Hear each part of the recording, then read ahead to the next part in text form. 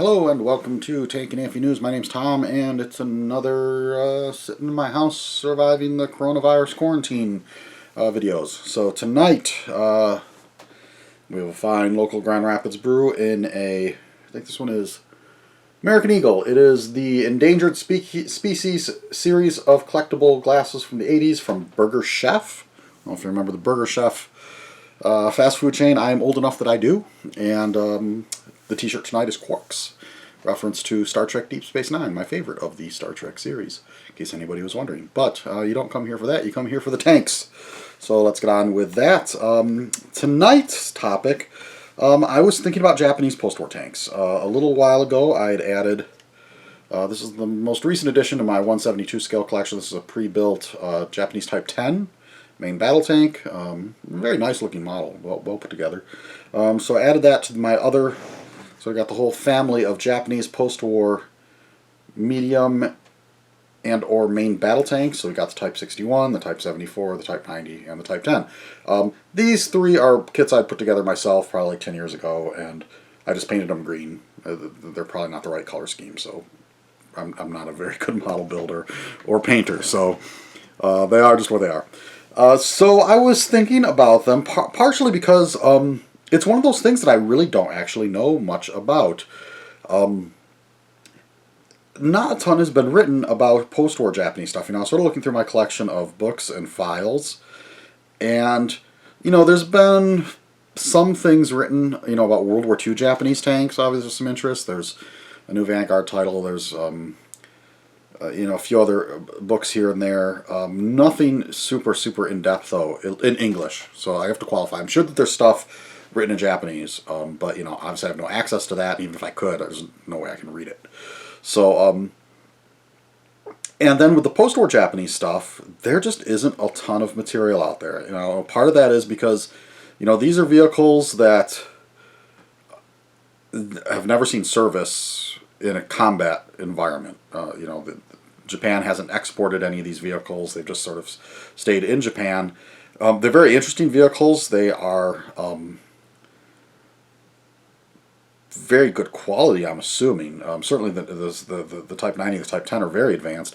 But there's just not a lot of material out there about them, other than, you know, I mean, you can go online and find like the sort of most basic description. But other than that, about the best description I found is a few pages in Gurkowitz's 100 Years of Tanks, or 100 Years of Evolution of Tanks, and he gives a nice little sort of, like I say, about, as far as the modern stuff, like maybe 4 or 5 pages. Beyond that, you know, I just sort of had to dig into, I got my old, you know, you get into your Janes. So this is from the early 90s, and you can find these online. You know, this one, the binding's completely shot, and that's the only way I could afford it, because even 30 years out of date, these things are still not that cheap online. And at least this one gave me a decent stats and descriptions of not the Type 10, because obviously it's not around in 92, 93, but of the other 3 vehicles. This little red book that I was using as a tray, sort of, showed this. This is sort of a book called Unusual Engines. It actually has several pages devoted to the 2-cycle air-cooled diesel Mitsubishi V10 that is in the Type 74. That engine would be modified in much in a water-cooled form, and a much higher form is in the Type 90, although this book's quite a bit older than that.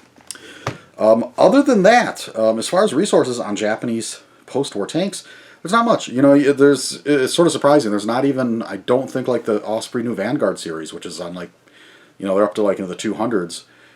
Still hasn't done a book on any of these tanks. I mean, they you know, certainly the Haynes manuals haven't gotten around to doing one. Like I said, I'm sure there's stuff that's been published. I just don't know if anything is out there available in English. Now, there are some older things. You know, I found some articles in like the old Armor Journal magazines. I think 1966 issue has an article actually written by Hara, who's the guy who was involved, like, sort of one of the main figures of Japanese tank development, like from before World War II to the post-war era. You know, there's some of those old AFE profile sort of, they're not even books, they're more like booklets. But like I said, not a ton on these vehicles, so I can't really talk in depth about them, other than they're interesting. They are visually distinctive. In that, what's interesting is, so we sort of have 4 generations of tanks here. See, and each one kind of, at least visually, reminds you of another country's designs, and yet none of these are derived from those countries' designs. In fact, the Japanese, I mean, like I say, they're all Mitsubishi designs. They all use Mitsubishi engines. The only thing that they're really using Western designed in these is usually the gun, the main gun, and then they've all got a 50 caliber Browning on top. So, sort of one holdover sort of from U.S. Equipment that they adopted. Because when the Japanese Defense Forces are sort of first reestablished right after World War II, they're operating M24s and M4 Shermans, and I think later on they got some M41s, and they really weren't happy with those. They didn't quite fit their needs. According to the articles I read, some of it said that the vehicles are actually a little... It's funny, they talk about them being too roomy for the stature of the typical Japanese soldier at that period of time. So, it's sort of funny to read someone complaining that there's too much room in the tank internally. So they wanted to create something that was a little more suitable for the average stature of the Japanese soldier at the time. It's probably not a factor now as diets changed. I'm sure average height has shot up dramatically in the Far East. They were offered like M47s, M48s, and they looked at them and said, "You know what? That's not what we need."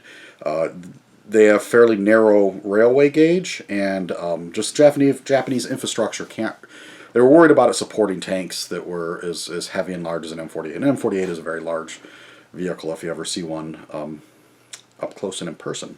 So they set about to designing the Type 61, and visually this one, people always know, it looks very much like an M47 specifically because of, it's got the 90mm gun. It's very similar to the US gun of the same caliber, that very distinctive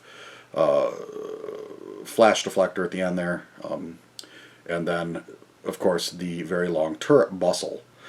Other than that, though, if you look at the rest of the tank, it doesn't actually look that much like an M47. The hull shape is quite a bit more narrow. Most unusual thing about this is it's the only post-war tank design I know of that went into production that's got front-mounted drive sprockets, and I don't know why they did that. So this is pretty much the last tank to sort of have engine in the rear, transmission, and drive sprockets in the front. So you got to have your drive shaft running through the tank. The turret shape, while it's got the bustle, the shape itself is actually quite a bit more round than an M47, which is much more angular and sloped. So, and it's got a much wider gun mantlet to it. So, yeah, superficially from a distance, it sort of looks like an M48, but it's actually quite a bit different. The driver's set off to one side, more like in a Leopard 1. Whereas, like in British and American tanks, the driver's usually right in the center. Torsion bar suspension, and then Mitsubishi air-cooled diesel engine, much like they were using during World War II. So they were really ahead on use of diesel engines in tanks, actually. So fairly light, I think 36 tons maybe. I forget off the top of my head, but fairly light, so more sort of weight and size range, like closer to like an AMX 30. But what's interesting is this tank doesn't really get into production until the 60s, which is when everybody else is sort of in their generation 2. So, I mean, in terms of firepower, this thing's comparable to the first generation tanks that are coming out after the war. So things like M47, Centurion, T-54, that 90mm gun's a first generation gun, but by the 1960s, everybody else is already upgrading. Soviets are going to the 115 on the T-62. Most of the people in the West are going to the 105. British 105, unless you're French and you have your own, or you're British and you're like, hey, we're going to go up to 120 because we want to be ahead of the curve. So, but the Japanese felt that, one thing I read too was they said at the time that they thought the 90mm shell was all the typical Japanese tanker could handle physically. And that the fighting that they were going to be doing in Japan, the nature of the terrain is they didn't need a gun that was going to be effective at super duper long range because this is not, the terrain wasn't conducive to that kind of fighting. So that's the Type 61.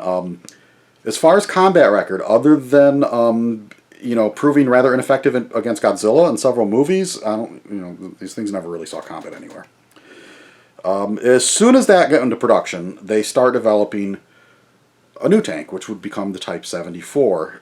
So one thing you'll see on these is the Japanese tanks have fairly long development timelines, which is sort of true of most tanks. So by the early 60s, they already start developing this guy. And you can see this is a much, it's a bit larger vehicle than the Type 61. It's a much more modern looking one, and it's sort of from a design standpoint, like if you just looked at it really quickly, it's got much more of a sort of a Soviet look to it. It's got the large road wheels with no return rollers, much like a T55 or a T62, but it's quite different in that this is a hydropneumatic suspension. It's a very advanced suspension for the time.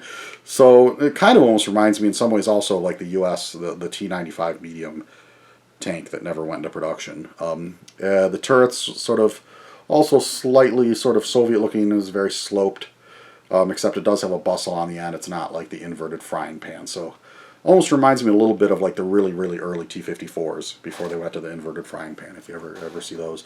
105 millimeter gun, that is the British gun, basically. This tank doesn't really go into production until late 70s. So this is sort of going into production not much long before the U.S. and West Germany are introducing their third generation tanks, the Abrams and the Leopard 2. So whereas this vehicle is really much more close in capabilities to the second generation stuff like Leopard 1 and M60 A1 or A3. It does have some other high-tech features to it, laser rangefinder, and like I said, air-cooled 2-cycle V10 Mitsubishi engine. 700 and some odd horsepower, so pretty typical for a tank of that period. So a very, very good second generation tank. The problem is it's coming into production right at as everybody else is sort of moving into the third generation of post-war tanks. I'll also say I think this is literally like one of the best looking tanks of the Cold War period. I think it's just I always thought this was just a cool looking vehicle. That aside, next up we have, and as soon as this goes in production, they start planning for another tank, which would become the Type 90, and this is where they're going to really finally going to kind of catch up, because this is in production coming into service by 1990, roughly thereabouts. Visually, this looks, from a distance, it's almost indistinguishable from a Leopard 1A4. It really looks similar, but it's a very different tank. First and foremost, this has got an autoloader. And I think this actually comes in service before the French Leclerc. So, it's got the German 120 millimeter gun, which is pretty much standard everywhere. But it has the autoloader. It's got the blowout panels on the top. It's got, I think the suspension on this thing is sort of a mixed hydro with torsion bars, like on the middle stations. And then it's got basically this is similar engine to what was in the Type 74, but they've turned it into a water-cooled job and got it up to like 1,500 horsepower, like a lot of turbocharging and other stuff. This is a very advanced tank, a very expensive tank. It's a lot heavier also than the previous tanks. It's well over 50 tons, as these other ones are like in the 30 some plus ton area. So this is a much more substantial vehicle. And it's a pretty impressive vehicle. And what's interesting though is that this is very much like, you think about it, it came out after the Leopard 2, after the M1 Abrams. Both those tanks are still in service. They're still, they've been upgraded dramatically. But the Japanese decided, you know what, we're not going to do that. We're not going to just sort of keep updating the existing thing that we have, because this thing's already, we've decided, is a bit too heavy. And so they start developing the Type 10, which comes out in about 2010. Obviously, these numbers on these types has to do with the year that they're introduced.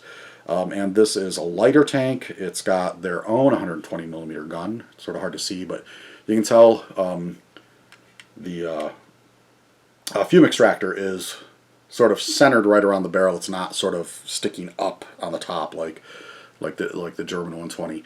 And this is a tank that was really designed to take advantage of, as you can see on the sides of the turret, it's got this sort of modular armor on the sides.